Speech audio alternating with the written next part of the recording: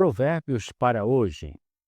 Sabedoria para viver e morrer para a glória de Deus. Por que pensar, refletir, conhecer o livro de Provérbios? A sabedoria hebraica, ela é de natureza prática. Nisso ela se distingue da sabedoria grega, cujo teor é mais especulativo e teórico.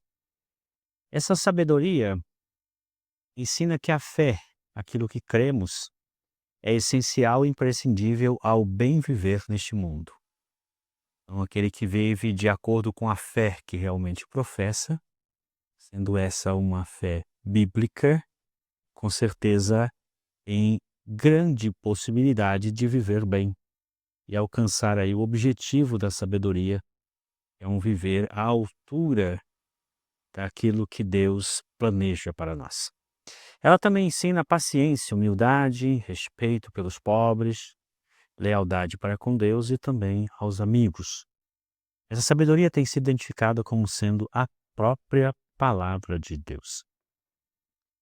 Quando os autores hebreus produziram seus pensamentos proverbiais, eles estavam reverberando, de uma certa forma, o que acontecia no seu entorno, pois eles herdaram dos seus povos vizinhos uma tradição na literatura de sabedoria e poética.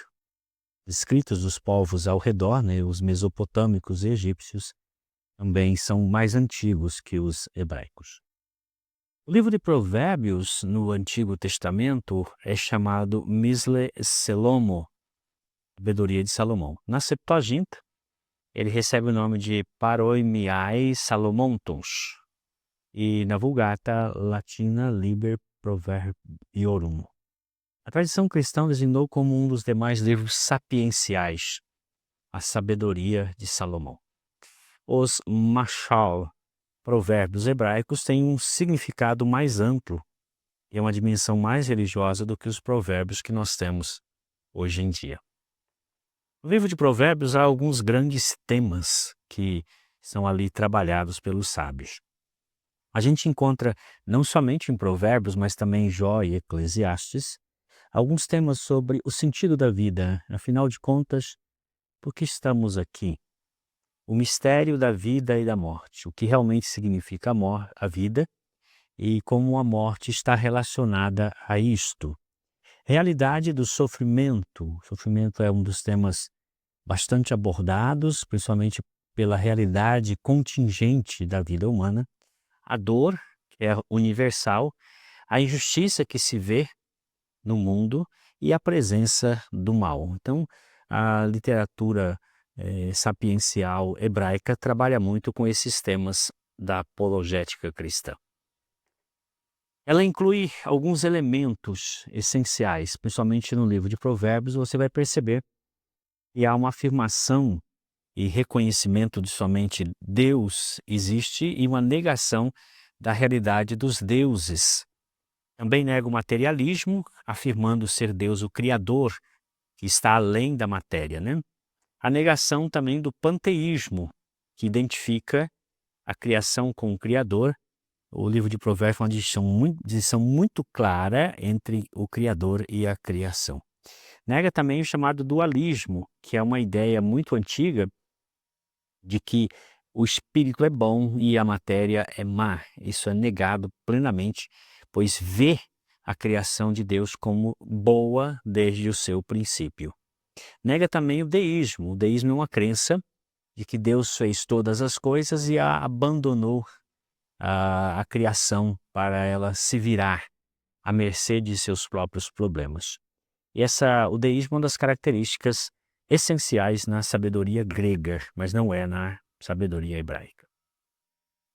O mashal hebraico envolve a ideia de comparação ou semelhança. Geralmente trabalho neste aspecto. Os provérbios comparam, identificam distinções e semelhanças, e essa ideia de comparação e semelhança designa todo o escrito sapiencial e implica exatamente essas. Também é aplicado aqui dentro do Provérbios alguns elementos como parábolas, né, oráculos, vaticínios, poemas. Essa é uma maneira elementar de se produzir poesia e você vai encontrar muito isto no livro de Provérbios. Aqui eu quero olhar um pouco a composição desse livro, suas partes, um esboço previamente elaborado que vai nos servir também de guia para as nossas reflexões futuras. O prólogo e a introdução, indo do capítulo 1, inicialmente até o capítulo 9, 18, onde o sábio apresenta-se, fala a seu filho, para que o filho ouça sua instrução, e fala a respeito da sabedoria. A ideia é, o pai quer apresentar sabedoria ao filho. Tem a primeira coleção salomônica, a parte mais extensa, né? A primeira coleção dos sábios, alguns dos dias de Ezequias. A segunda coleção dos sábios também. Depois uma outra salomônica, dos capítulos 25 a 29. Palavras de Agur, no capítulo 30, umas sentenças numéricas. E os provérbios de Lemuel, que termina então falando da beleza e da sabedoria da rainha mãe. Quanto ao prólogo, o prólogo é essa primeira parte que aparece aqui, que vai do capítulo 1 até versículo 1 até o versículo 7, fala da finalidade do livro. Será objeto da nossa reflexão, a nossa segunda reflexão. O ensino da sabedoria em sua dupla perspectiva, tanto especulativa quanto prática, contrastando já desde o começo que somente pode ser sábio, somente alcança a sabedoria aquele que teme ao Senhor. O temor do Senhor é apresentado como fundamento para a aquisição da sabedoria. E o pai, que é sábio, está falando ao filho, o inexperiente, que ele precisa temer a Deus para que possa iniciar-se no processo de aquisição da sabedoria. Reverência e piedade, que conduz a um culto a Deus, que é o cumprimento da sua vontade, e também manifesta ali os princípios da Torá. Nós podemos ler Provérbios como uma maneira poética de falar da lei, de interpretar a lei, de aplicar a lei às situações concretas da vivência humana. Bom, o autor aqui vai dizer que aquele que tem desejo por sabedoria precisa estar atento às formas como a sabedoria se expressa, pois, segundo ele, se o sábio der ouvido, aumentará o seu conhecimento. Quem tem discernimento obterá orientação para compreender provérbios, parábolas, ditados e enigmas. Então ele vai dizer que o objeto da consideração dele são esses elementos, provérbios, parábolas, ditados e enigmas. E é isso que ele vai apresentar no transcorrer do seu livro. Que são provérbios? Os provérbios estão aí, são sentenças construídas principalmente em paralelismo, uma coisa comparada à outra, uma coisa em distinção à outra. E também são sentenças breves que expressam a sabedoria popular, às vezes num conjunto pequeno de 3, 4 versículos, e se refere a sentenças de natureza ética. O texto ali, que contém 376 páginas de sentenças curtas, e são antitéticas. É um trecho ali considerável dentro do livro de Provérbios. Também há sentenças que apresentam formas de 3 a 6 tópicos em si, de uma forma paralela. No sentido original, provérbio indica alguma superioridade de ação mental, uma máxima, uma incisiva, normalmente de natureza metafórica, uma símile, uma comparação, um adágio, poema ou discurso, ditado, parábola ou provérbio. São parábolas.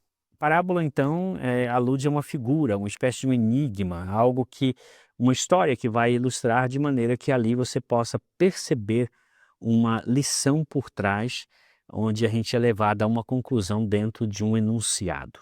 Ditados. É uma fala, um dito ordenado, onde o sábio vai expressar algo que tem profundidade, que tem reflexão que você vai fazer para entender por que ele está dizendo aquilo de uma maneira enfática. Geralmente são pequenas citações contendo grande quantidade de sabedoria.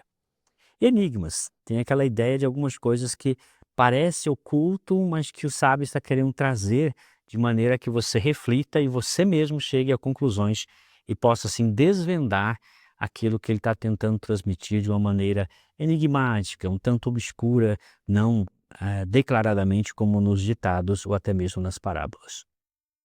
A introdução a esse período que vai de 1 a 8 a 9 a 18 é uma exortação a seguir os ditames da sabedoria.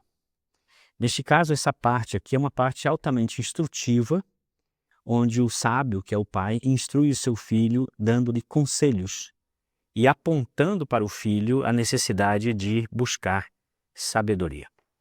Principalmente nessa sessão, nós encontramos alguns personagens.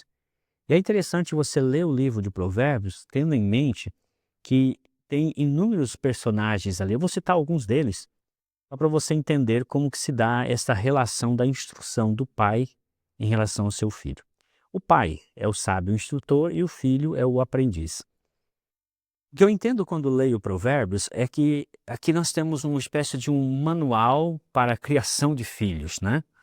O pai, na cultura hebraica, ele tinha a responsabilidade de instruir o filho. Então, a partir dos 8 anos de idade, até os 13 anos de idade, o filho precisava ouvir o pai. O pai deveria dar inúmeros conselhos ao filho, aquilo que está lá na exortação de Deus, essas coisas estarão em teu coração, tu as inculcarás a teus filhos, andando, deitando-se, em todos os momentos da sua vida. Então, o pai aqui, que é o sábio, ele vai instruir o filho, que é, na verdade, um simples ou inexperiente. O filho vai aprender do pai sobre como ele deve viver de maneira a se tornar um sábio. Porque o objetivo, no final, é o pai preparar o filho para que o filho, sendo sábio, possa casar-se com uma mulher sábia e assim também possa produzir geração de sábios. A sabedoria, que é personificada, ela é apresentada como uma mulher que tem grande discernimento e, por assim dizer, aquilo que se tornará objeto da conquista do filho e aprende com o seu pai como ser sábio. Os maus são os ímpios, os pecadores, os desonestos, eles vão aparecer inúmeras vezes e o pai vai aconselhar o filho a se afastar deles. Também a mulher imoral é outra personagem que aparece aí, geralmente é chamada também de mulher adúltera, e ela vai tentar, de uma certa forma, seduzir o filho do sábio. Mas o sábio está dizendo que o filho precisa se precaver. E para isso, se ele for sábio, ele evitará a mulher imoral para que possa futuramente casar-se com uma mulher sábia. O homem de bem, que são os justos, eles vão aparecer inúmeras vezes, principalmente em comparação com os ímpios.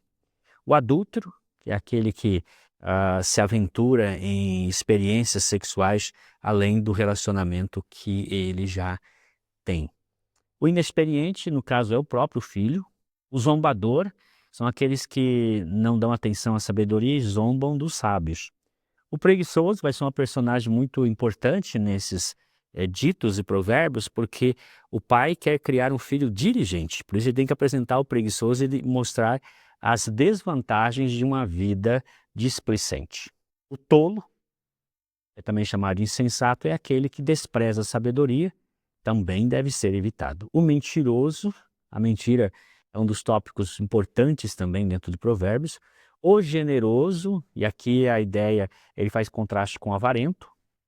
O sábio aos seus próprios olhos, esse é o pior de todos. Ele é pior que o tolo porque ele não sabe que ele é um tolo. E por fim, a mulher sábia, que é aquela com quem o pai quer que o filho se case. Só que a mulher sábia, segundo o pensamento aqui, ela é sábia porque ela consegue distinguir o homem sábio do homem tolo. Ela não se envolve ou não vai se envolver com o homem tolo. Ela procurará o homem sábio. Agora, a função do pai é tornar o filho tão sábio ao ponto que a mulher sábia o encontre e ele encontre a mulher sábia e constituam uma nova família. A primeira coleção que nós temos aí, que é a coleção dos provérbios salomônicos, nós vamos dar atenção mais tarde a eles, é a mais ampla. São 373 sentenças, provérbios soltos, às vezes aborda um assunto, pula para outro, não tem uma linha, por assim dizer, editorial bem clara, mas aborda diversos assuntos da vida e serve exatamente para que o pai instrua o filho a respeito daquele que é o melhor caminho, para que ele, fazendo bem, para que ele, aprendendo a sabedoria, se torne em condições de ser um sábio e constituir uma excelente família. Depois nós temos uma coleção de 30 provérbios para os sábios, e esses alguns lá na época de Ezequias foram compilados também, e juntos apresentam ali algumas noções.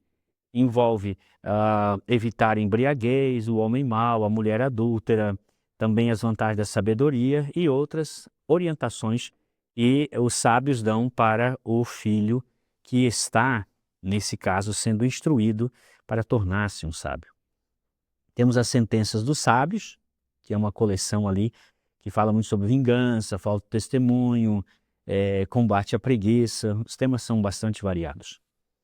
Há uma segunda coleção de provérbios de Salomão, dos capítulos 25 a 29, e essa então, lá nos dias de Ezequias, eles retomam, colocam, até nesses tempos não fazia parte ainda do cânon, mas aí nesse período essas 127 sentenças são colocadas ali e elas se parecem muito com aquela primeira sessão que é atribuído a Salomão. E faz um contraste constante entre o sábio e o tolo, para que o filho entenda que o tolo procede de tal maneira porque ele é tolo e o sábio deve evitar esses tipos de comportamento. As palavras de Agur, lá no capítulo 30, fala um pouco sobre orientações, né, e dividido em 3 partes, né? Tem um pessimismo lá, tipo de Eclesiastes, tem a necessidade do equilíbrio entre riqueza e pobreza, e a terceira parte, atitudes opostas diante da sabedoria, como maldição aos pais, orgulho, opressão aos pobres. É um estilo tetrástico, são 4 versículos em paralelismo de sinônimo. Provérbios numéricos são caracterizados pela expressão que geralmente diz assim: 3 coisas há, uma quarta que... Vai aparecer muito essa expressão dentro desse bloco. Por fim, as palavras de Lemuel.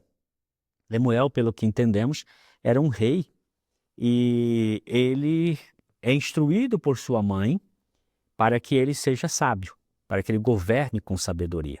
Também tem um estilo tetrástico, né?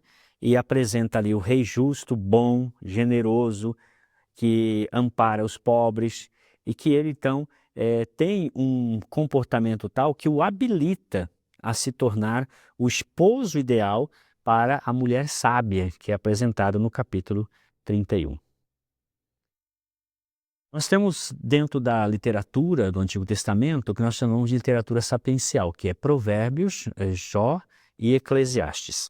Esses têm elementos parecidos porque a própria estrutura da linguagem, a forma poética, as comparações e tudo estão ali presentes nos 3 livros, são chamados assim de literatura sapiencial. Jó ensina paciência, submissão e assim por diante. Já Provérbios exalta o temor de Deus. Essa é uma temática que vai do começo ao fim.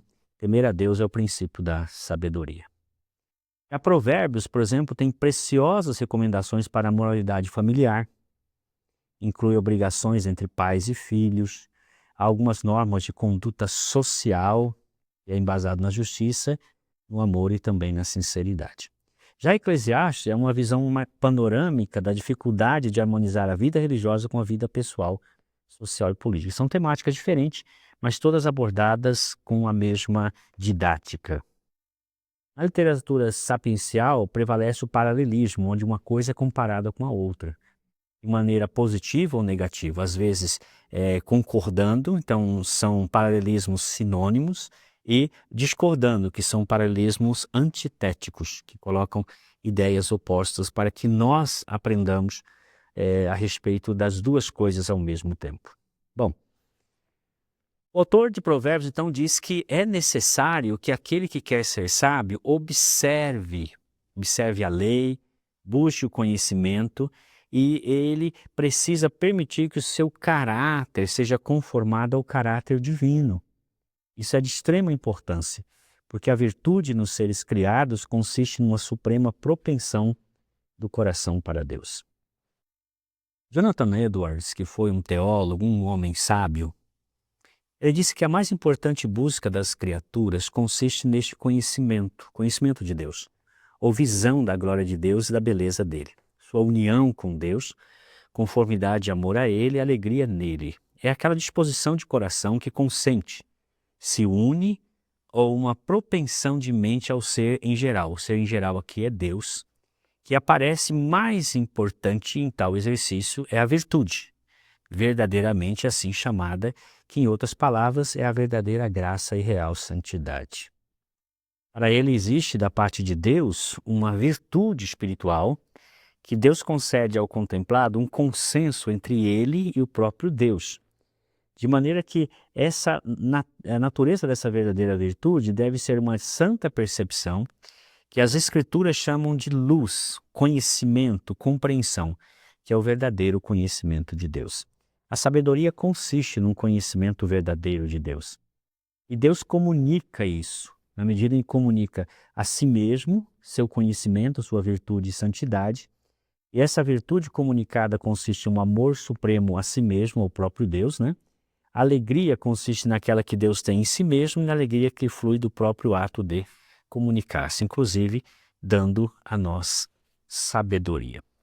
Essa é a introdução de nossa reflexão para Provérbios para hoje. Oremos. Ó Deus, dá-me sabedoria para viver e morrer para a sua glória, em nome de Jesus Cristo. Amém.